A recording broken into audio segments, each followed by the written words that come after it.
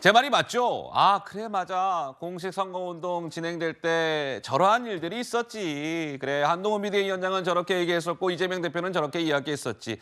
그러니까 저러한 지금 한 보름, 한 2주 정도의 과정을 거쳐서 이제 유권자들의 최종 판단을 받는 이제 본투표가 한 7시간째 진행이 되고 있습니다. 자, 그렇다면 지금부터는 여러분들께서 이제 궁금해하실 만한 대목입니다. 물론 결과는 예단할 수 없습니다. 알 수 없습니다.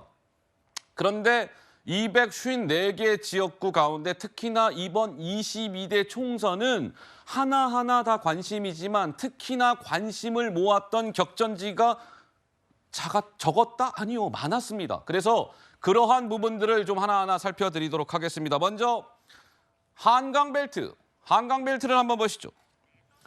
서울에서 이 한강을 끼고 있는 지역들을 우리가 한강벨트라고 하는데 한강벨트는 11석입니다. 11석. 그런데 4년 전 총선 결과를 보니까 민주당이 11석 그 한강벨트 가운데 10석을 차지했고 그 당시에 미래통합당은 한 석만을 차지했습니다. 그 한 석은 어디였을까요? 용산이었습니다. 자, 그런데요.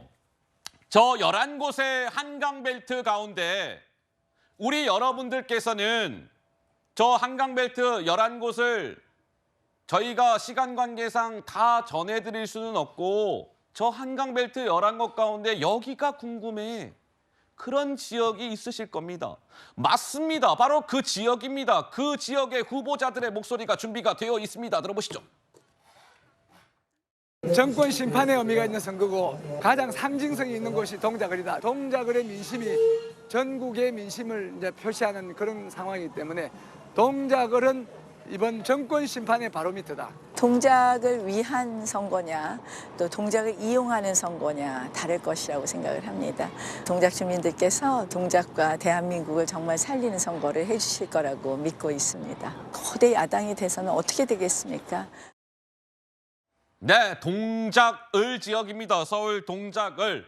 여기는 특히나 민주당 이재명 대표가 상당히 공을 들인 지역입니다. 제가 알기로 이재명 대표가 동작을 지역을 몇 번 찾았다? 8번 찾았습니다. 8번. 최고로 많이 찾았습니다. 이 동작을. 유삼영 후보를 당선시켜야 합니다. 이재명 대표의 주장은 그러한 것인데 그러다 보니까 이 동작을 지역과 관련해서 이재명 대표도 그렇고 한동훈 비대위원장도 그렇고 이 지역에 많은 노력을 기울여 왔습니다. 이렇게요. 직접 한번 들어보시죠. 유삼영을 통해서 확실하게 책임을 물어주시고 윤석열 정권을 심판할 수 있도록 국회 과반을 지킬 수 있도록 여러분이 꼭 도와주시기를 부탁드립니다. 진정한 대한민국 주권자의 자리를 되찾고 확실하게 승리하시기를 바랍니다. 대한민국을 구하고 우리 시민을 구해야 한다고 외쳐주십시오. 운명의 시간을 앞두고 경기장 밖에 앉아 계시지 말고 다 경기장 안으로 들어와서 나경원과 함께 공을 쫓아주십시오. 그러지 않으면 정말 끔찍한 세상이 올지도 모릅니다. 이 동작을 지역이 정말 많은 관심을 모으고 있습니다. 한강벨트 가운데도 최고의 격전지로 꼽히는 서울 동작을 유삼영 민주당 후보는 다들 아시는 바와 같이 경찰 출신이고 나경원 국민의힘 후보는 판사 출신인데 최수영 평론가님이 동작을이 왜 이리 관심을 모으고 있는 겁니까? 이게 여기가 바로 왜 중요하냐면 이재명 대표가 유삼영 후보를 인재영 후보로 데리고 와서 가장 막판에 연고도 없이 꽂았다는 말을 들었었어요. 그래서 여기 사실 여기 많은 후보들이 여기에 이제 나경원 후보와 여러 가지 이제 가상 대결을 펼쳐봤는데 결국에는 이제 그 유삼영 후보가 선정됐습니다만은 이재명 대표 입장에서 이게 불안한 거예요. 마지막 다른 데서 승리하더라도 여기서 질 경우에는 무리한 공천이 아니었느냐. 왜 저렇게 지역 연고가 없는 인사를 데리고 와서 하는 바람을 했느냐. 그래서 지금 무려 6번인가 7번인가 가장 많이 갔던 지역이 되는 겁니다. 물론 재판받으러 가는 길에 가장 가까운 지역이기도 합니다만은 그런 점에서 저는 만일 나경원 후보가 여기서 어떤 결과 나올지 모르겠지만 이재명 대표가 다른 곳에서 이겨서 여기에서 진다 그러면은 이재명 대표의 리더십에는 일부 상처가 날 것이고 나경원 후보 같은 경우에 만일 여기서 이겨서 원내에 입성한다 그러면은 정말 지난번엔 패스트트랙을 이끌었던 원내대표였지만 낙선했어요. 그렇지만 예. 이번에 들어간다면은 수도권뿐만 아니라 아마 보수 정당을 다시 한번 대표할 수 있는 그렇군요. 그런 리더로서 자리매김할 수 있기 때문에 동작 의뢰 승부야말로 지금 수도권 어느 곳보다도 가장 관심을 끄는 그런 이유가 아닌가 싶습니다.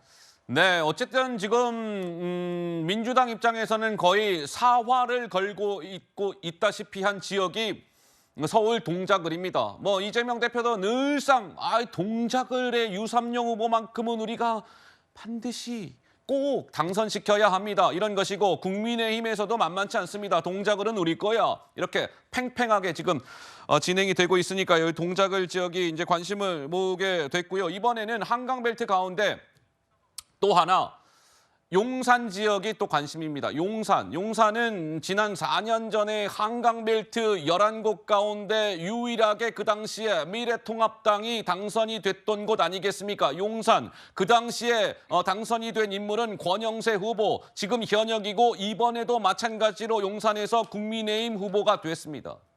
자, 용산의 2명의 후보의 목소리도 준비가 되어 있습니다. 들어보시죠. 꼭 이겨야 된다고 꼭 이기도록 열심히 뛰고 있습니다.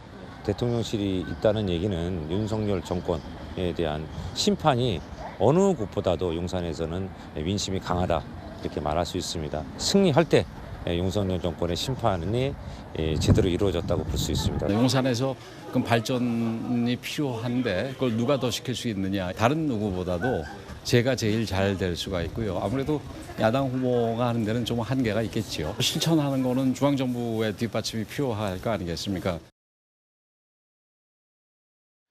자, 용산입니다. 4년 만에 리턴 매치. 그러니까 4년 전 총선에서도 저 강태웅, 권영세, 강태웅 이 2명의 후보가 붙었는데 그 당시에는 권영세 후보가 이겼고, 야, 그런데요.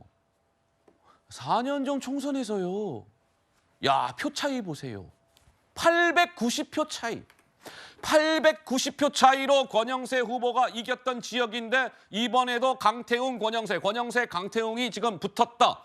뭐 이런 겁니다. 서울에서 가장 작은 득표율 격차를 보였다고 하는데 최병천 소장님, 용산이 갖는 이번 총선에서의 의미는 남다르기 때문에 저 용산의 박빙승부가 이어지고 있다. 이런 전망들이 많더군요. 어떻습니까? 네, 맞습니다. 용산은 이재명 대표가 선거운동의 시작을 용산에서 하고 마무리를 용산에 한 것처럼 예. 지금 대통령실이 있는 곳이죠. 예전에는 종로, 청와대 이쪽이었는데 지금은 우리가 용산 또는 뭐 심지어는 용화대라고 표현하기도 합니다. 아이고. 네, 그런데 지금 또 다른 한편으로는 지난 2020년 총선에서 민주당이 압승을 했었는데요. 당시에는 서울이 총 49개였는데 민주당이 41대 8을 했었습니다. 예. 민주당이 41석, 국민의힘이 8석을 했는데 8석 중에서 7석은 강남 3구에 있었고 예. 강남 3구가 아닌 유일하게 국민의힘이 이겼던 데가 딱 용산이었습니다. 용산이었어요. 네, 890표 예. 차이로 이겨가지고 이번에 만약에 민주당이 앞에 나왔던 동작을 지역과 용산에서 이길 경우는 실은 이 두 가지 지역은 민주당의 압승을 상징하는 지역이 될 가능성이 매우 높습니다. 그런 점에서 한편으로는 대통령실이 있고 예. 또 한편으로는 지난 총선 때 국민의힘이 강남 3구가 아닌 데서 유일하게 이겼던 지역이기 때문에 예. 아마도 더군다나 리턴 매치이기 때문에 리턴 매치. 서로 예. 양 후보들이 끝까지 최선을 다해서 하고 있는 걸로 보여집니다. 예. 자, 그래서 지금 말씀드린 것처럼 동작을 용산 관심이고요. 또 하나 관심 지역이 있습니다. 서울에 이 지역이 참 이 지역이요. 정말 최근의 양상이요. 주거니, 받거니 양상이기도 하고 과거 선거 때도 아주 초박빙승부가 진행이 됐고 이번 선거전에서도 비슷한 양상을 보이고 있다라는 평가를 받고 있는 그 지역. 자, 용산에서 잠시 이 지역으로 이동해 보시겠습니다. 2명의 후보의 목소리가 준비가 되어 있습니다. 들어보시죠.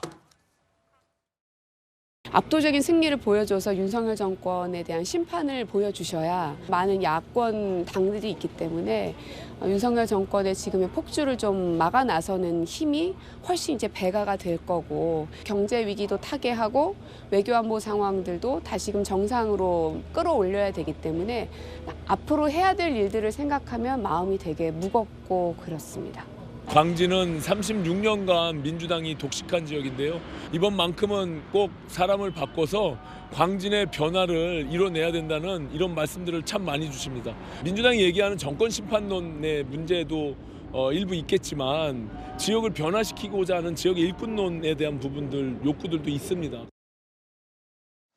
자, 다름 아닌 서울 광진을 지역입니다. 서울 광진을 지금 민주당의 고민정 후보, 오신환 국민의힘 후보 이제 이렇게 지금 대결을 벌이고 있는데 여기가 흥미로운 거는 4년 전 총선 때 고민정 후보가 당선이 됐잖아요. 그 당시에 미래통합당 후보는 누구였느냐? 지금의 서울시장, 오세훈 서울시장이 후보였습니다. 그런데 그 당시에 정말 표 차이 얼마 안 나는 표 차로 해서 고민정 후보가 이겼죠. 그런데 지금 국민의힘의 공천을 받은 오신환 후보는 누구냐? 서울시 정무부시장 출신이다. 일각에서는 오세훈 키즈다.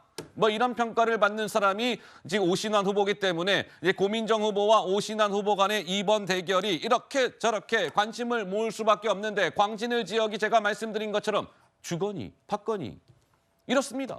4년 전 총선 말씀드린 대로 오세훈 후보와 고민정 후보가 붙었는데 고민정 후보가 이겼는데 표 차이 2,746표 차이.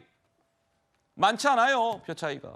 그리고 2년 전 대선에서는 반대로 윤석열 후보가 그 당시에 민주당의 이재명 후보를 5.39%포인트 차이로 이겼습니다. 그래서 이번 22대 총선 결과는 어떠할까 물음표. 윤주진 대표님. 오늘은요 선거 당일이기 때문에 저 지역이 이길 것 같아요, 질 것 같아요 이런 전망은 못하지만 뭔가 좀 뭐랄까 우리 대표님이 전문가시니까 윤재준 대표님은 이 광진을 지역에서 어떤 포인트를 보는 게 중요하다고 보십니까? 일단은 고민정 의원이 재선에 도전을 하고 있는데 고민정 의원이 일단은 더불어민주당 내부에서 최고위원을 지낼 정도로 상당히 입지가 있고 또 가장 대표적인 친문주자로 알려져 있죠.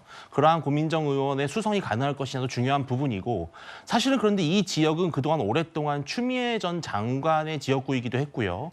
오랫동안 민주당에서 조금 당선자를 많이 배출했던 지역이기 때문에 국민의힘으로서는 이번에 아주 어려운 도전에 또 한번 다시 나서는 격입니다. 그런데 한 가지 중요한 변수는 바로 오세훈 서울시장이라고 볼 수가 있어요. 왜냐하면 지난번 총선에서는 오세훈 시장이 아깝게 졌지만 그 이후로 이제 서울시장에 다시 들어가게 됐고요. 또 지금 명실상부한 어떤 대권주자로서 계속 이름이 오르내리고 있기 때문에 광진구의 구민들 입장에서는 오세훈 시장과의 어떤 접점 이러한 것들을 좀 기대할 수도 있거든요. 그러한 여러 가지 측면에서 아무래도 한강벨트 중에 상당히 좀 관심이 가는 그러한 접전으로 꼽히고 있는 것 같습니다. 광진을 지역도 굉장히 결과가 제 생각에는 아마 내일 좀 새벽 넘어가서 좀 뒤늦게 이 판세가 좀 결정이 되지 않을까 싶습니다. 워낙 좀 박빙승부를 이어가고 있다 이런 평가가 있으니까요.